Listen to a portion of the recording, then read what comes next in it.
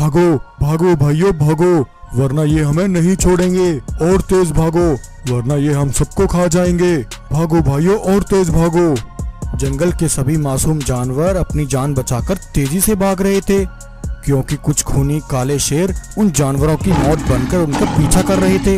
वे सभी काले शेर बिजली की तरह तेज दहाड़ लगाते हुए कई जानवरों को अपने पैरों तले रौंद रहे थे। तब एक शेर दहाड़ लगाते हुए जानवरों को रोकते हुए कहता है, रुक जाओ सब वहीं के वहीं। अगर तुम में से किसी ने भी भागने की कोशिश की तो तुम सब के सब मारे जाओगे। मेरी बात ध्यान से सुनो। अगर तुम सब खुद को और इस जंगल को तबाह होते हुए नहीं देखना चाहते तो जाकर अपने राजा रघु से कहो कि वह अपनी अमानत हमें सौंप दे। अब से वह चीज सिर्फ हमारी है और उस पर सिर्फ हमारा अधिकार है। और अगर उसने हमारी बात नहीं मानी तो हम उसके सारे जंगल को तबाह कर देंगे। तब जंगल के कुछ जानवर घबराते हुए अपने राजा रघु शेर के पास आते हैं।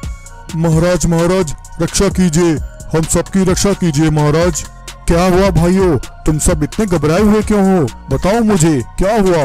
रघु शेर, दूसरी दुनिया से आए हुए कुछ खूनी काले शेरों ने हमारे जंगल पर हमला कर दिया है और वे हमारे जंगल में तबाही मचा रहे हैं।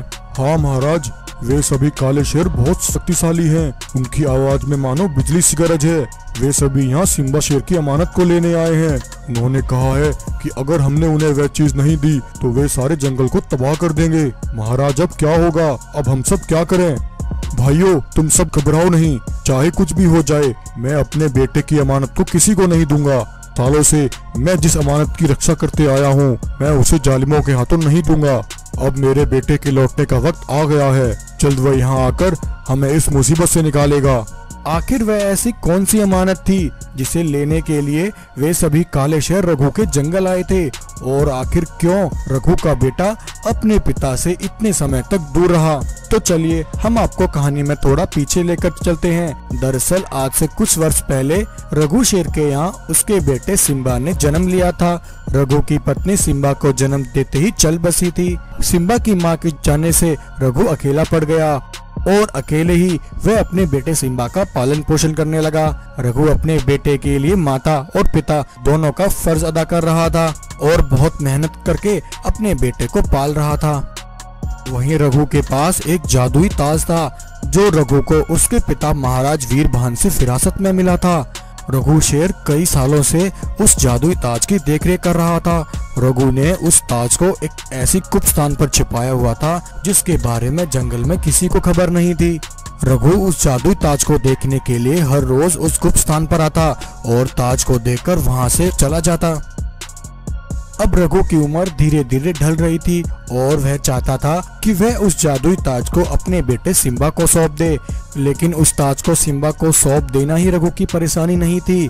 उस जादुई ताज में कुछ खास शक्तियां थीं जो सिम्बा को केवल तभी मिल सकती थी जब सिम्बा पूरे 10 वर्ष का हो जाए। अब ऐसे ही एक दिन रघु शेर जादुई ताज को देखने के लिए उस गुप्त स्थान की ओर निकलता है। लेकिन उस दिन रघु को जाते हुए पास के जंगल के 2 दुश्मन बाघ देख लेते हैं। वे दोनों रघु का पीछा करते हैं। रघु जादुई ताज के पास आकर कहता है, हे जादुई ताज, मेरा बेटा जब बड़ा हो जाएगा तब तुम मेरे बेटे की सर का ताज बनोगे और मेरा बेटा एक महान राजा बनकर इस जंगल पर राज करेगा। वहीं रघु की ये सारी बातें वे दोनों बाघ सुन लेते हैं। भाई ये जादुई ताज तो बहुत कीमती लगता है, तभी तो इस रघु ने इसे ऐसी जगह पर छुपा रखा है जहाँ कोई भी इसका पता न लगा सके। अगर ये जादुई ताज हमारे हाथ लग जाए तो हमारी तो किस्मत ही बदल जाएगी। लेकिन हमें सबसे पहले इस रघु के बेटे सिम्बा को खत्म करना होगा। ना इसका बेटा सिम्बा जिंदा रहेगा और ना वह इस ताज का मालिक बनेगा। ऐसा कहकर वह दोनों बाघ रघु के जंगल पर हमला कर देते हैं और जानवरों पर बहुत जुल्म करने लगते हैं। बताओ कहाँ है सिम्बा? जल्दी बताओ, हमें रघु का बेटा सिम्बा चाहिए। अगर तुमने हमसे झूठ बोला तो तुम सबको मार डालेंगे। जल्दी बताओ। नहीं नहीं बाघ भाई, मुझे छोड़ दो, मुझे मत मारो। मैंने किसी का क्या बिगाड़ा है? महाराज रघु का बेटा सिम्बा उनके साथ इसी जंगल में रहता है। मुझे छोड़ दो भाई, मुझे जाने दो। वहीं जब रघु को पता लगता है कि वे दोनों बाघ सिम्बा को मारने यहाँ आए हैं, तब रघु शेर अपने बेटे को लेकर बहुत परेशान हो जाता है। वह एक गाय को बुलाता है। सुनो गाय, तुम एक काम करो, मेरे बेटे सिम्बा को लेकर इसी समय यहाँ से चली जाओ और जब तक मेरा बेटा पूरे 10 वर्ष का ना हो जाए इस जंगल में तुम उसे लेकर वापस मत आना। तब रघु अपने बेटे सिम्बा को और साथ ही उस जादुई ताज को गाय को सौंपकर फिर जंगल से दूर भेज देता है। उधर जब दोनों बाघों को ये बात पता लगती है कि रघु ने अपने बेटे सिम्बा को जंगल से दूर भेज दिया है, तब उन दोनों को रघु पर बहुत गुस्सा आता है और दोनों बाघ मिलकर रघु पर हमला करके उसे बुरी तरह घायल कर देते हैं और वहां से चले जाते हैं।